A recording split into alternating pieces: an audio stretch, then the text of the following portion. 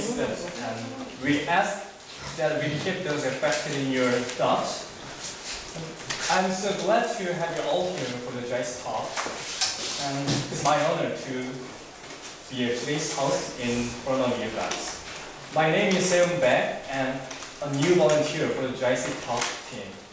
Before we move on to the talk, could you please either turn off your cell phones or switch them to the light silent mode now? Okay, all done? Okay, great. Yeah. Before we begin, I'd like to briefly inform you about GIC's current campaign. GIC has been running a campaign to raise awareness on recycling. Thus, it would be really nice if you take a look and participate in this campaign. First of all, please refrain from using disposable paper or plastic cups and rather use other reusable containers for your drinks. Also, when you throw garbage, please separate them to the right recycling bins at the entrance of the building. Alright, shall we now move on to today's talk?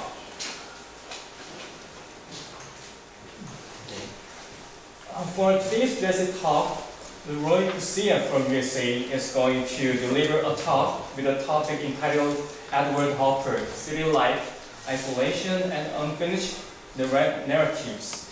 He received his Master's of Fine Arts in Illustration from the Savannah College of Art and Design. And he's currently an English teacher at Gosil Elementary School, Gwangju. While preparing for the host, I had searched some pictures of Edward Hopper. They were a little different than other normal pieces. I'm sure you must fall in love not only with Hopper's pictures, but also Leroy's talk. Please welcome our speaker and give him a big hand. Hello, nice to meet you. Good afternoon, everyone. Good afternoon.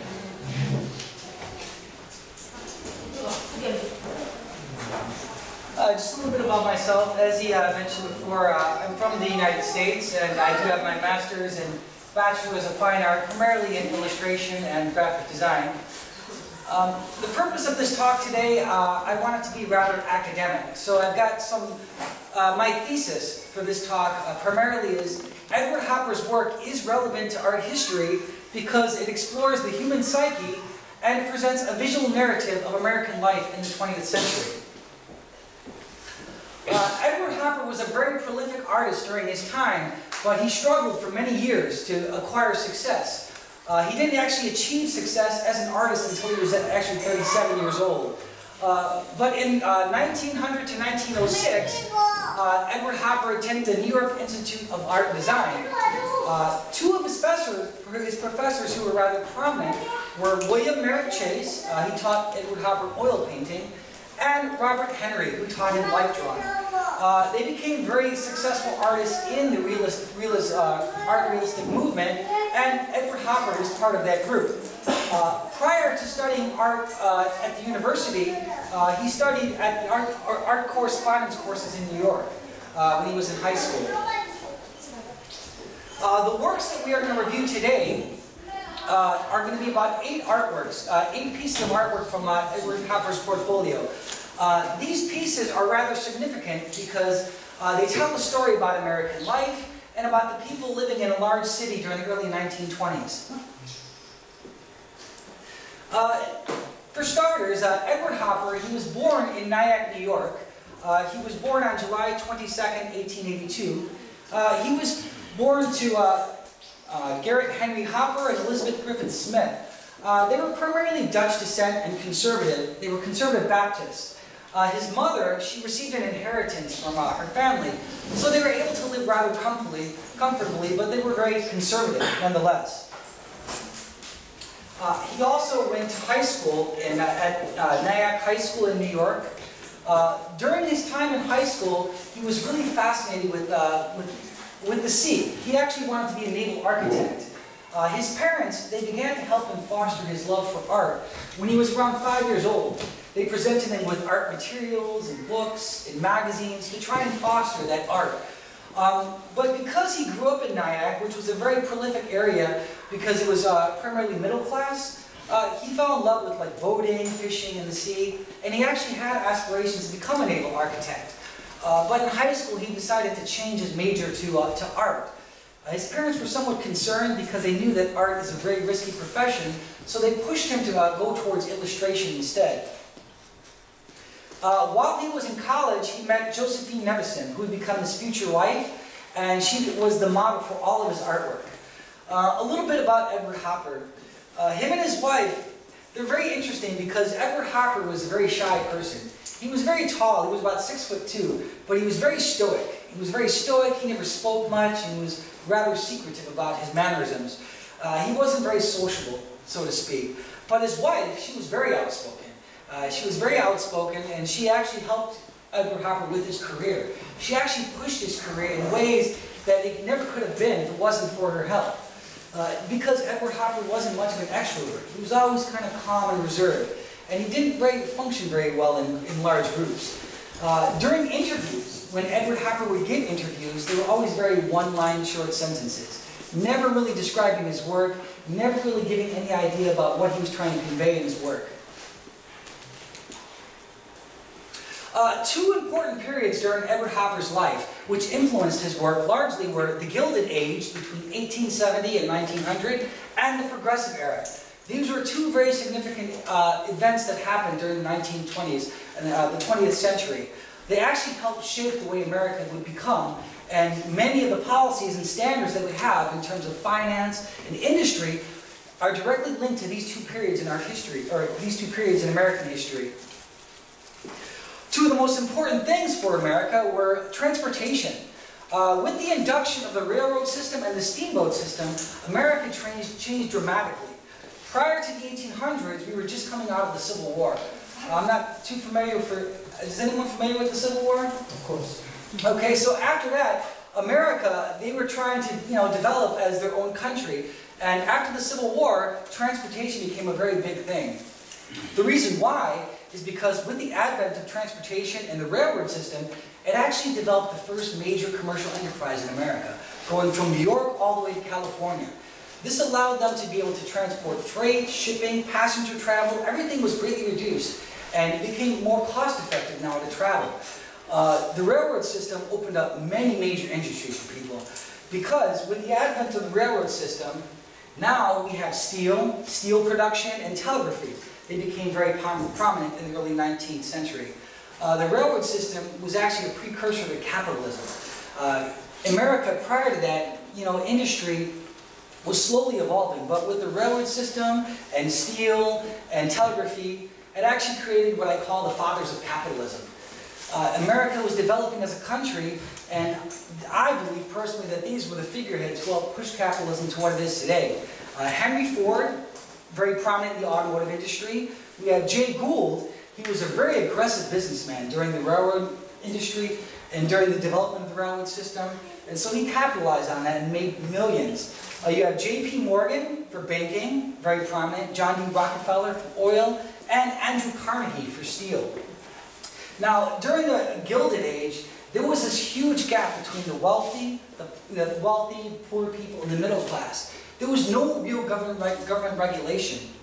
The U.S. Treasury was developed shortly after the Civil War, and that basically helped stimulate the economy, getting us out of the Civil War and boosting industry.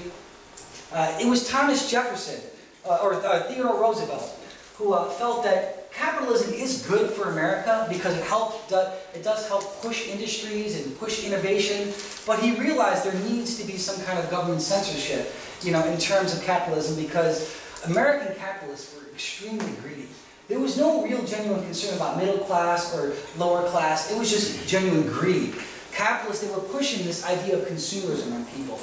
Buy a lot, sell a lot. This is what you need. You need to, when they create a new refrigerator or the telephone, you should have this. This is what you have to have. Edward Hopper wasn't really affected by that because, again, his family was primarily conservative. So, they lived very modestly. But for most of Americans, this is what was happening in America during the Gilded Age. Everything was happening so quick. America was producing so much raw materials. They were producing so many innovative products, and capitalists were pushing that, trying to aggressively, generate income and revenues, looking for new markets. This would have, two major things would happen, the Great Depression and the Dust Bowl. The Great Depression, if you look right over here, this poster is an idea of what America was trying to push in the early 20s. That we want to have the highest standard of living, we want to have the best things. Come to America. In America, the roads are paved with gold. And people were under that general assessment because that is what capitalists were pushing. But on October 29th, 1929, the stock market crashed. It fell. And people were in a mad rush to get to the banks because once the banking system collapsed, it was a domino effect. If the banks went bankrupt and you still had your money in there, well, you are now bankrupt. So there was a mad dash. People were just pushing to get all of their money out. The U.S. government, there was nothing they could do. They tried to regulate, but overnight, people just went from being wealthy to being very poor. And it's not like they didn't see this coming because America was edging towards that anyways, with their, mass consumption and, no major government regulation. So, Edward Hopper was greatly influenced by the cinema. He loved the cinema, and cinema was very new during this time. And so Edward Hopper, he fell in love with it. He fell in love with the idea of film noir. There was something very, very beautiful about the whole concept of cinematography and storylines. Film noir, during the 1920s, it was somewhat complicated because a lot of the storylines were very convoluted. And they focused primarily on sex and crime drama and stuff like that. But the thing that intrigued Edward Hopper was just the way scenes were set up in the movies. The way, lights and darks and cameos and stuff like that. So Edward Hopper, he incorporated a lot of that in his work. When we view his work today, you'll see elements of film noir in a lot of his paintings. The way he sets up his compositions, the way he uses lights and dark values. So by 1918, Edward Hopper started to develop some success. When he was in school, he studied illustration, and so he went into commercial art. He started doing a lot of commercial art for magazines and newspapers. This one piece right here he did for the war effort, for World War I. The title of this piece is called Smash the Hans. And he did this to actually promote the war effort, and he received an award from the U.S. Postal Service. And he was also rather prolific in painting as well. He actually enjoyed painting more than he enjoyed illustration. Edward Hopper struggled for a long time with illustration because he didn't like the idea of having to sit and create for other people, having to compose other people's ideas. The thing that's kind of complicated about illustration is if you're working for a client and he says, okay, I've got this great idea, and he gives you one sentence, and you have to go and you have to create something spectacular off that one sentence. You have to try and understand what this art director wants. That's one thing that Edward Hopper really struggled with. He did not enjoy illustration. Even though he was successful at it, he didn't really enjoy it. He loved painting more. And so he was very accomplished in watercolor. And as you can see right here in this piece, if you look at the architecture, you can see he started to develop a certain proficiency with American architectural design. Watercolor is actually rather hard to work with. It's very an unstable medium. And here you can see Edward Hopper works very well with it, using his lights and darks. He was greatly influenced by the European artists. He went to Europe 3 times. He went to Paris to study the Impressionists, to study how they work with light and darks. And when he came back to America, he tried to use that same concept, using light and dark value ranges in his work here. So in 1918, as I said before, he began to receive success for his illustration work. But these 2 areas in Edward Hopper's life are very significant. One, because in 1920, the Whitney Club, which is now the Whitney Museum, they showcased his work in a one-man show. He didn't sell any paintings at that time, but he started to get notoriety. And it was the Frank Wren Gallery that actually did another one-man show, and all of his paintings sold. Every single one of his watercolors sold. He got a lot of really good reviews from art critics, and because of this one show, he was able to leave illustration. He was able to actually go and work for himself and just do what he loved and just do art. And so this gallery, they basically showcased his work for the rest of his life. During his time when he was working as an illustrator, he received 2 awards, one from the Chicago Society of Etchers, and the other one from the W.A. Byron Prize. And again, he received those awards and he got notoriety, but for the most part, these are the two most significant shows that really pushed his work. And a lot of it was because of his wife, too. She was actually a great promoter of his work. And so, in 1933, they have a retrospective of all of his work. And we're going to actually look at his work now. Before we do that, though, I wanted to explain what realism is. Realism is basically when artists, they actually try to interpret life, interpret life around them without really manipulating the composition too much and not going too far from reality. Now, there is European realism and American realism. European realism is slightly different than American realism in the fact that here you can see this painting done by Edward Manet. It's in the aristocratic era of France. So you can see the manner of dress that people are wearing, very eloquent, very formal. This particular piece, please forgive me, my French is not good. It's the Barat, the Frelay, Berger. I don't know French, but it is a good example of French realism. Here you can see the woman, she's actually facing you, and you're facing her. You can see everyone behind her, she's in a bar serving drinks, and you can see a man coming up to order drinks. It's a very real painting. And at the time when European realism started to develop, Impressionism was really big, abstract and everything. And people really weren't too concerned with realism. They didn't really think it was, all that interesting. But it does have its place in our history. Now we look at American realism, George Bellows. You could see the contrast between European and American. Now it's really gritty. There's nothing really beautiful about this painting. The only thing that makes it beautiful is the fact that it's raw and it is very real. Here it's called Cliff Dwellers, and it's basically an interpretation of people living in Manhattan tenements. You can see laundry suspended from the roofs, people filtering out into the street, dirt and debris and garbage, dust, life in the city, life in living in a big modern city is not as beautiful, I mean, sure, commercialism, they try to portray life in this big city as glamorous, but there are aspects of the city that are still entrenched in poverty, and this is one of the examples of that. Edward Hopper was greatly influenced by these artists because he felt that they were doing something very genuine, something very real, and he liked that. He liked the idea of being a realist painter, portraying what he actually seen in life and not what he was taught in Europe through the schools of art. So this piece, House by the Railroad, I'm going to start out with this one, with Edward Hopper's work. The reason why this one is very interesting is because here you can see Edward Hopper's master of the art of architecture, and he's using light and darks very well. The thing that's interesting is it's opening up to a narrative, but we don't really know exactly what it's trying to say. Here we see this, and you can see this very large house, and right over here we see a section of the railroad. This actually divides the foreground from the background. However, it is very unclear what is going on here, and it's unclear if there's actually anything else going on beyond the house. Is there a residential community? Is there a larger neighborhood? Or is this house very isolated? The thing I find this interesting is that when you look at it, it tells a narrative to so many different people. When I look at it, I could see this as a precursor to the Great Depression. The reason why is because the house, representing American consumerism, having everything big and large and ostentatious, but the windows are the things that are very intriguing to me. They're open, they're dormant. There doesn't seem to be any real presence of life going on here. The fact that this house is isolated on this railroad, to me, tells me that something is either impending, is about to happen, or has happened. But this painting in particular is, that's what I read from it, and that's what I've come to understand from it.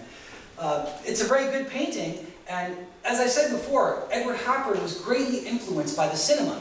He went to the theater a lot, and he liked the way people set up compositions and cinematography. And this painting was very successful that even someone like Alfred Hitchcock. Is anyone familiar with Alfred Hitchcock? Yeah. He did a lot of really amazing movies. One of them was Psycho, the other one was The Birds. But he was influenced by Hopper's painting. He felt the same thing. He felt that this house, something about it, it's a beautiful painting, but it tells a narrative, but I'm not really quite sure what, but it makes for a great opening scene. And he was inspired by that, and he used the same house in his movie Psycho. The same kind of concept. Not the same house, but ideally the same kind of style. This, you know, this house isolated from everything. And here you have a woman sitting in a window. Now we start to get into Edward Hopper's New York paintings. Again, as I said, Edward Hopper was influenced by the cinema, and for the rest of his life, he was using the cinema in his work as a way to tell a narrative. In this one, here we have American Realism. This one, New York Restaurant, where we actually come into the scene. It's unclear whether we're coming in before or after something is taking place, but here you can see the figures are kind of isolated from each other. Here the woman is covering the man, they're having a conversation, and we see some people behind here, but you can see that there's a lot of activity going on here, but it's unclear exactly, you know, what's happening. Edward Hopper liked setting up his paintings in a way that you don't really know what's going on. You have to tell your own narrative. And that's what he was doing here. It's a regular scene in New York, but we don't really know what's going on. We just know that people are having a conversation, and here he starts to use the figures, but he uses them indirectly. Because again, whenever you have a figure in art, figurative art primarily means when you use a figure, it tells a narrative or it helps push the composition or the subject that the artist is trying to convey. But in this case, we're not quite sure. It's just a scene in New York.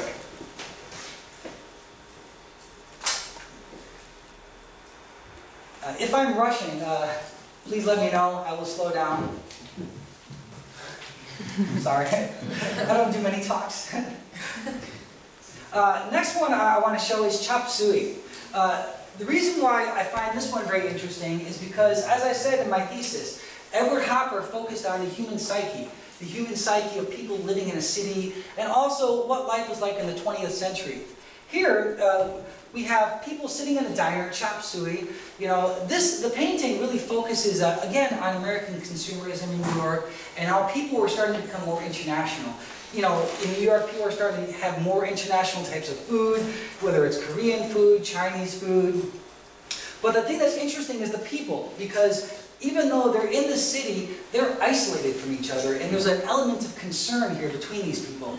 A lot of it could be because they're going through the Great Depression. A lot of it could be just like the frustrations of living in a city. But if we look here, we see the woman, she's facing here, but they don't have any food on the table. They're not ordering anything. And if you look closely, you know, you can see an element of concern on her face. You know, she seems to be rather concerned. And the figures over here, they're kind of detached from these two. They're only there merely for the composition. But here the individual's looking downward. He's smoking a cigarette, not even really looking at the woman talking to him. These two are talking here to themselves. But there's a sense of resignation in them, you know, that, you know, life in the city, you know, is very laborious and intensive and grueling. You know, everything outside the painting is really interesting, because here you have what appears to be a ladder from a fire escape. Everything, all the colors on the outside are very bright and vibrant. Even out here, you can see reflective lighting coming off an outside building. So you have the impression that just beyond this painting is a bustling and vibrant city, but inside, it's very dark. It's very somber. Here you have these dark browns, you know, all these dark elements right over here, your contrast between light and shadow. So there's this contrast between what's going on inside and what's going on outside.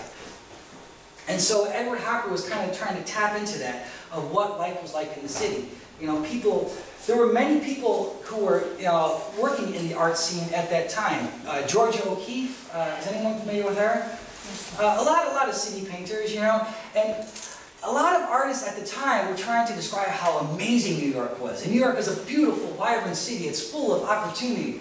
Edward Hopper was trying to convey the other aspect of the city. The other aspect of the city, the people who actually live in the city. The people who live and work in the city and toil away at low-paying jobs, and frustration between the commuting and the isolation of living in a large city but not really being connected with people, and just being isolated in own small groups.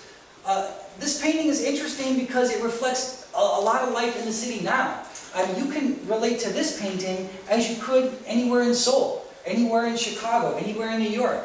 It's just life in the big city. Things tend to move a lot faster. The unique thing about Gwangju is it's a smaller city, smaller community, so it's a lot easier to develop interpersonal relationships. But life in a larger city, when things move so fast and people are coming and going, a lot of people, you know, they don't adjust well to that. And here you can see many of these people, they probably had to live in the city for work. Not that they wanted to, but they had to, and they were dealing with those conditions.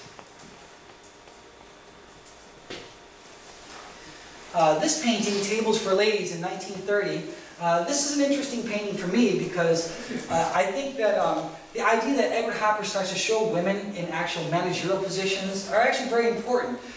This painting was done, you know, during the Great Depression, and the American ideology of the work ethic was that women, you know, have no place in the workforce. They have no place in, you know, society other than being homemakers. Managerial positions, things of you know, the independent thought or innovation industries, those are left to men, you know, and women, their place is in the house, the homemaker. They're there, you know, to take care of the home. And so Edward Hopper, he tries to show here that things are now changing. Because of the Great Depression, people are trying to find work as best they can.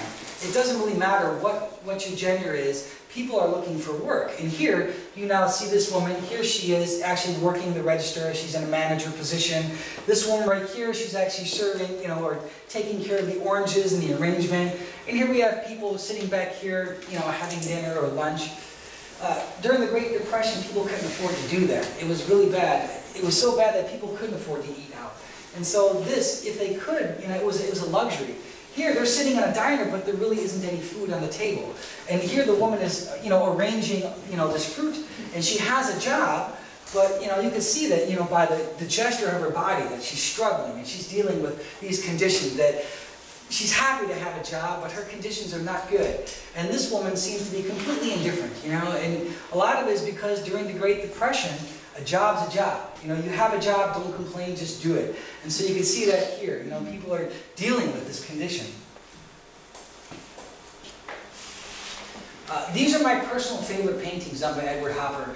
Edward Hopper did over 800 paintings during the course of his lifetime. I have only seen about 25 of them, and 5 of them to me are my personal favorites. I think they represent Edward Hopper's work at the height of his career. This is, I think, when Edward Hopper reached a phase in his artistic career where he finally developed artistic maturity. This painting right here, Automat, that was done in 1927. This one right here is interesting because Edward Hopper is now starting to do paintings at night. So he's not focusing with natural light, but he's actually working with artificial light. Artificial light and focusing on how you know, spatial compositions work. Here you can see this, the window is all black, but we get an idea that there is something going on here because you can see the lights receding in the background. Is anyone familiar with automats? Mm-hmm. What an automat is, it's basically like a precursor to fast food.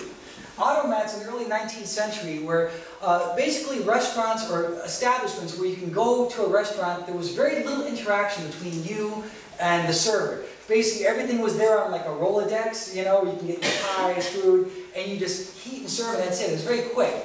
So people were kind of isolated in that fact. You know, you were separated from the customer and the server. So here we see this woman, she's sitting here. We don't know if she's if the scene is happening right now or like if we've, you know, seen the scene afterwards or before. The woman has one glove on, so we can kind of get an idea that it's taking place after the fact. Here she's kind of isolated and alone, she's drinking a coffee and she's looking downward. And Edward Hopper again was trying to focus on the concept of people being isolated, living in a big city. You know, the woman, she's fashionably dressed, but she doesn't seem very happy and she seems very alone. And you know, you wonder what's going on in this scene. Edward Hopper in these paintings, he starts to work with the idea of voyeurism and just, you know, the conscious observer. From the vantage point, when you look at this painting, we're obviously over here. So the idea that Edward Hopper tried to create was, if you look, you ask, you know, how many people are in this room? There's actually this one person and everyone else. So there's her and everyone else in this room. He set this painting up so you're actually drawn into the painting. Because from where we are sitting, we're obviously sitting at a table across from her. So here you can see one chair that's open, she's sitting over here. And one thing that's really interesting is her legs. Edward Hopper specifically highlighted her legs. Usually if they were under a table, they should be dark. But during the early 20s, you know, whenever a woman would show her legs, it would be considered very evocative, you know, and it was, mostly women were supposed to be perceived as conservative. So there's a certain allure here by her showing her legs. But still, by doing that, you know, now we do become the observer, because now we notice this as a focal point. So he tries to make that point that, you know, there are more people in the room, and it's not just you walking up to a painting looking at it, but you are actually a part of the painting. You're an observer. This painting was very successful for Hopper, and although he didn't try to, you know, convey depression, he was actually trying to convey a moment, you know, like just a moment in a scene where a woman might just be sitting down, or she might be depressed, but it's up to you, the viewer, to decide. So this painting was highlighted by Time magazine, and again, they got the same thing that we get as a viewer. They felt that it conveyed the same ideas of what it was like to be living in a city, you know, people dealing with depression and anxiety and frustration, and so they used it for one of their Time covers.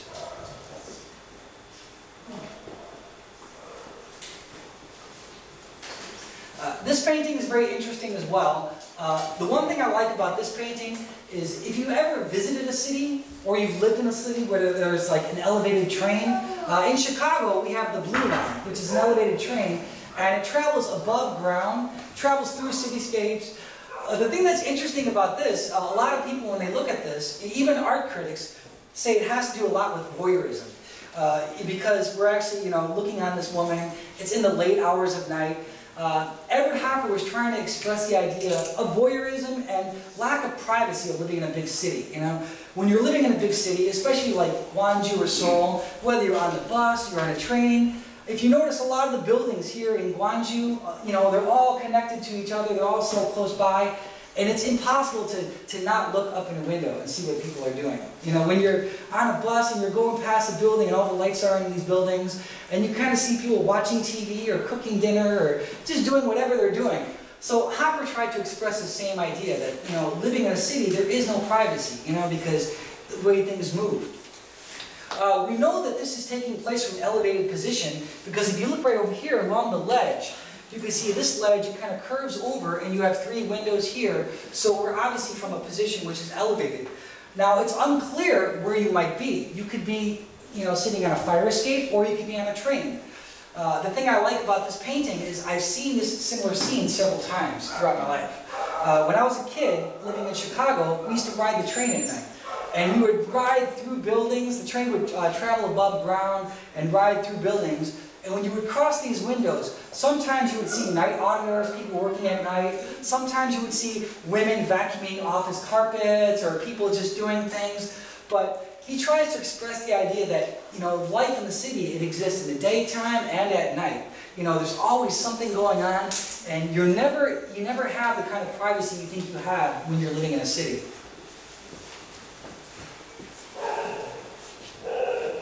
As I said before, Edward Hopper, he really loved the arts. He loved the cinema. He loved film noir, and he used to go to several movie houses in New York. And so he decided to do this painting to kind of pay a homage to the theater. In this painting, he's actually focusing on 2 narratives. One, he's dealing with illusion, and the other is reality.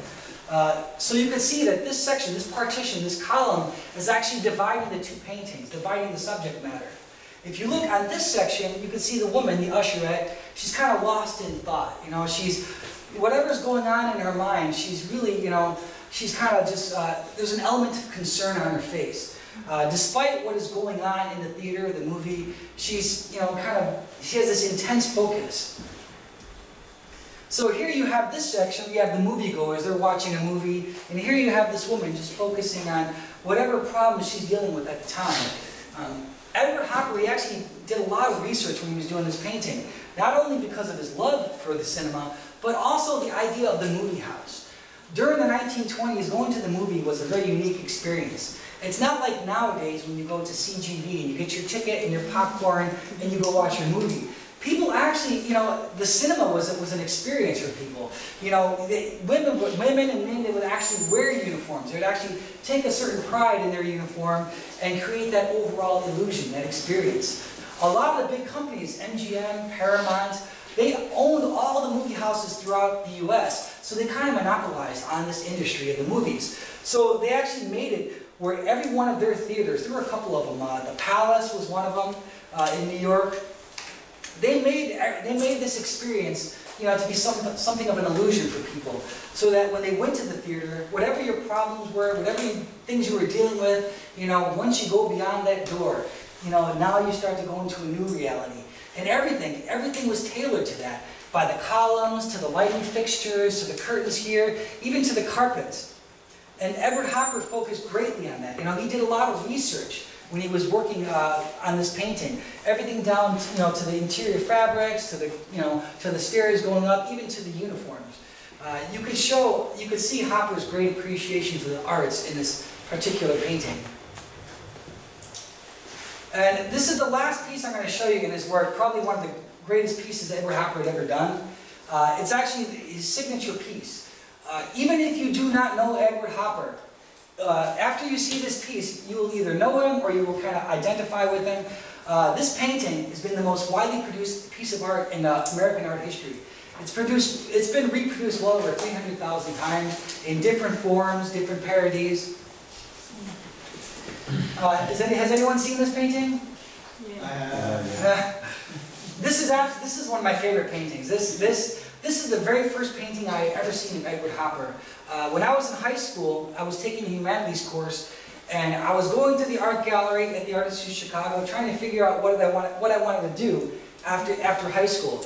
And I went through the Impressionist gallery, I went through the Cubism gallery, I went through all these different periods in art history. But when I came to this painting, something immediately connected. I didn't really know what it was, but I connected with this painting on a really personal level, because now you can see Edward Hopper finally understands people like us who have to live in a city. People who live and grow up in a city. People who don't just go to a city to visit or go there on vacation, but people who actually live in a city. And his painting here expresses all of that. He sets this piece of work up like a narrative, like you would see it in film noir. And he's focusing on two aspects here. One, he's focusing on the separation of people, living in a city. Even though you have 4 people here sitting in a diner, they're not really connected to each other. They're not talking to each other. There's nothing personal going on here. There's no warmth about this painting at all. It's just a scene that's taking place at night. When Edward Hopper painted this, he said that he had this idea of night predators. People who exist at night in the late hours of the night. You don't know why they're there. You don't know why they have to have coffee at 2 o'clock in the morning, but they're just there, And so he tried to show that, the desolate street, the ambient light coming from the interior of the coffee shop filling out onto the street. Here you can see a street light, which is lighting certain areas. And so Edward Hopper was focusing on these people. He did all the modeling himself. So him and his wife, they modeled all these characters. And this character is the focal point of this painting because it's in the foreground. And we don't know what this guy is doing, but his back is turned to us. His hat is on, and he's looking downward, and just his body language. Nothing really good comes from this character. I don't really sense anything really genuine. I just see this person who's kind of like a loner, so you can see as he's here in the diner, he's kind of away from people. He's not really talking to anyone. He's kind of alone in his own thoughts. You don't really know what's going on with this person. Did he go to the horse races? Did he lose money on the horse races? And now he's depressed because he lost all his money? Is he planning to rob these people when they leave the cafeteria? Is he planning to do something bad to this guy who's just working? You don't really know. So he, in a sense, becomes somewhat of a catalyst for what's going on here. When you look at this person, you kind of get an idea of what's going on. Here, this was Edward Hopper and his wife. They both also modeled for this one here. And here you can see this guy. He's just got this feeling of resignation, just depressed. And the thing that's really important about this piece right here is that this figure he actually represents what life was going on in the Depression. People were just tired and frustrated. There were no jobs. People didn't know if anything was going to get better. This is the kind of look that most Americans had because they remember life in the Gilded Age. They remember what life was like prior to the stock market crash, where everything was great and beautiful and jobs were abundant, and now they're just waiting. They're waiting for something to happen. They're waiting for something to get better, but they're not quite sure when it's going to happen, and they're not sure how long it's going to happen. And you can see right here, again, the woman, she's just kind of looking at her matchstick. and he's just kind of washing dishes, just doing his job, toiling away. This is a really impressive piece to me. I think it's one of his personal best. And when Edward Hopper did this painting, he showcased it in Chicago. He showcased it for 3 months in Chicago at the time it came out. And the artists who bought it up right away. They commissioned it. Once it came out, they basically petitioned to buy this painting. It sold for $3,000. And it still hangs in the Chicago Art Institute to this day. It's one of Edward Hopper's greatest pieces. Hangs in Chicago, and occasionally they put it on loan. But if you ever want to see this painting, you have to go to Chicago, or if it's traveling around on display. So now we're talking about Edward Hopper in the 21st century. Why is Edward Hopper relevant? Well, the reason why is because even though Edward Hopper was living in his own time period, you know, in the 20th century, a lot of his influences still can be felt today. Recently, a German director, they directed this movie called Shirley, Visions of Reality. And what this director did, I think it's still in theaters in Europe, I'm not sure, but what he did was, he started to take all these characters that Edward Hopper would put in his paintings, and he said he's going to create a narrative.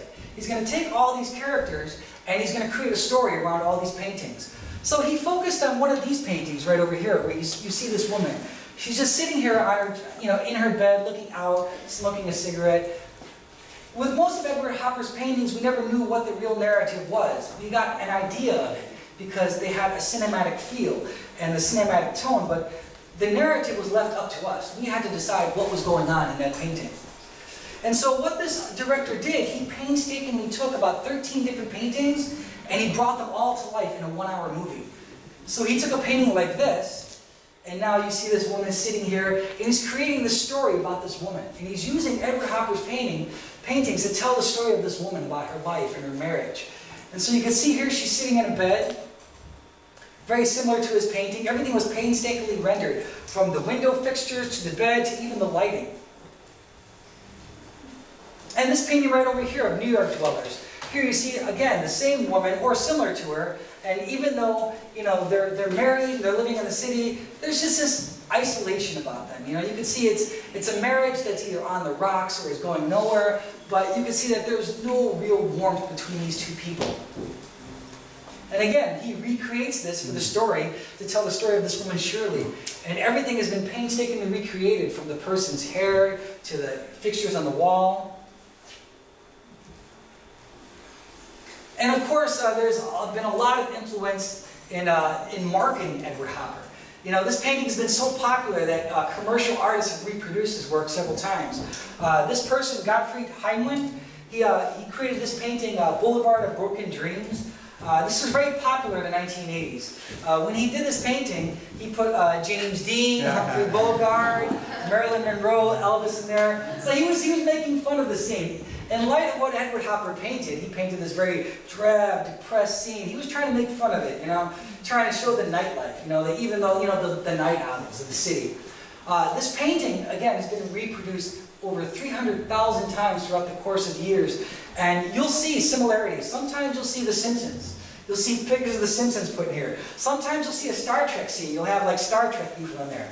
So many people have been captivated by this particular painting because it tells an open narrative and you can do so much with it. So that's Edward Hopper, and that's why I generally love his work, because, as I stated before, he created this narrative about his work. The thing that made him so successful was the fact that he didn't do anything drastic or unconventional, but he kept his same consistent style for the entire career that he was painting. A lot of artists, like Pablo Picasso, he went through several different periods. His blue period, his pink period, his cubist period. But Edward Hopper's style remained consistent because he was telling some kind of narrative throughout the course of his life. He was focusing on people who live in a city. And he was trying to tell their stories and do it in a way that was respectful to them, but was not condescending in any way. Just kind of showing what life is like in the city. And it's up to you to decide, what is going on here, what they're feeling. Some of Hopper's narratives are a little bit difficult to understand, and so that's why I felt it was very important to talk about U.S. history, because you can see history in the 20th century directly reflects his work. And so that's Edward Hopper.